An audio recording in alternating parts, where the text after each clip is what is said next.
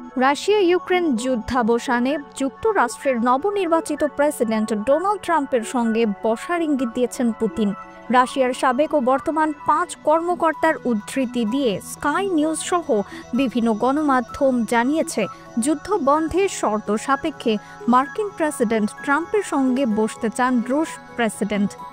রাশিয়ার দখলে নেওয়া ইউক্রেনের ভূখণ্ডগুলো ছেড়ে না দেওয়া এবং কিয়েভ যাতে ন্যাটোতে যোগ দিতে না পারে, এই শর্তগুলো থাকতে পারে মস্কোর পক্ষ থেকে।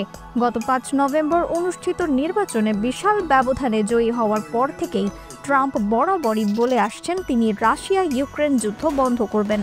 দুই দেশের মধ্যে চলমান সংঘাতে যুক্তরাষ্ট্রের প্রচুর অর্থ ব্যয়ের কঠোর সমালোচনা করেন ট্রাম্প। তিনি এই জন্য প্রেসিডেন্ট জো বাইডেনের ভূমিকারও সমালোচনা করেছেন। ট্রাম্প বলেছেন, আমি বিশ্বকে শান্তিতে রাখতে চাই, যুদ্ধ চাই না, শান্তি চাই।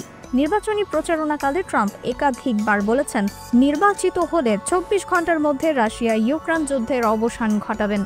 এদিকে এবার ইঙ্গিত পাওয়া গেছে যুদ্ধ বন্ধে রুশ প্রেসিডেন্ট ভ্লাদিমির পুতিনও ট্রাম্পের সঙ্গে বসতে চান।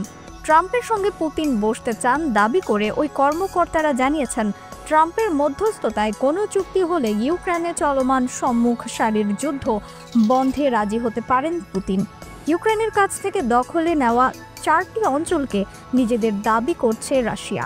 ওই সব অঞ্চল থেকে সৈন্য প্রত্যাহার করতেও রাজি ক্রেমলিন। মার্কিন প্রেসিডেন্ট জো বাইডেন ইউক্রেনকে দূরপাল্লার ক্ষেপণাস্ত্র ব্যবহারের অনুমতি দিয়ে যুদ্ধের গতি অনেকটাই পাল্টে দিয়েছেন। এই রকম পরিস্থিতিতে শেষ পর্যন্ত কোনো চুক্তি না হলে রাশিয়া যুদ্ধ চালিয়ে যাবে বলে জানিয়েছে রুশ বার্তা সংস্থা তাস। রিফাত আরা ইসলাম, 21 সংবাদ।